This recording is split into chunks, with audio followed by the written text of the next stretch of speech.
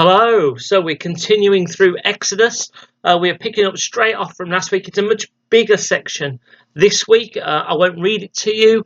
So it's Exodus chapter 12, verse 43, all the way through to chapter 13, verse 16. So it's Exodus chapter 12, verse 43, all the way through to Exodus 13, verse 16. So when you hit pause, have a read and come on back.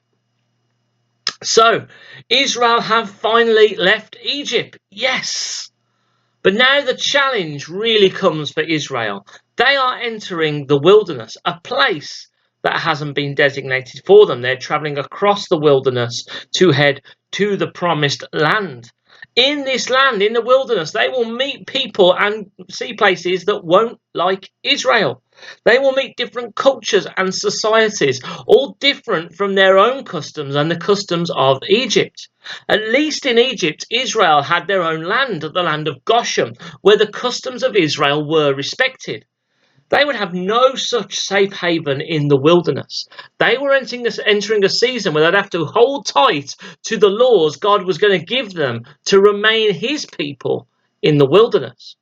And so the first things that God speaks to Moses about is the restrictions of Passover and the consecration of the firstborn. And both of these things do two things.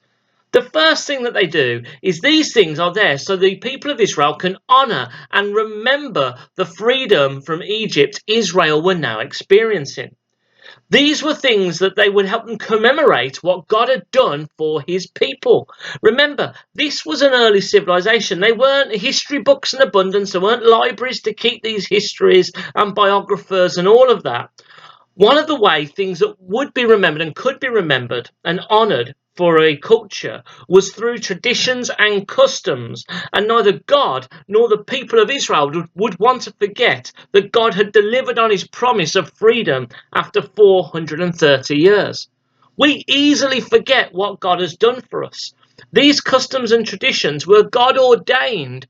Why? So his people wouldn't forget what he did for them.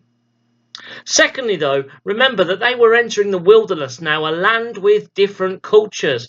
What made Israel different was that they were God's people.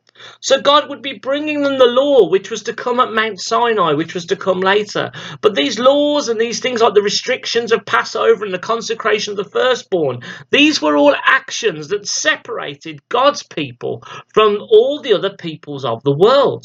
These marked Israel as God's people. Now today, Jesus has already fulfilled the law, but we as God's people still need to live lives that are different from those in the world around us.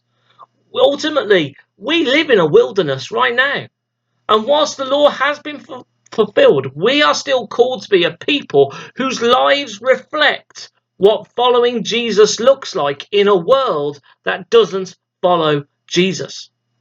Israel had things that separated them from the wilderness that they were going into. The consecration of the firstborn and the Passover restrictions were one of these. Are we willing to actually live as publicly our following of Christ in a way that shows the world we are different from them as well?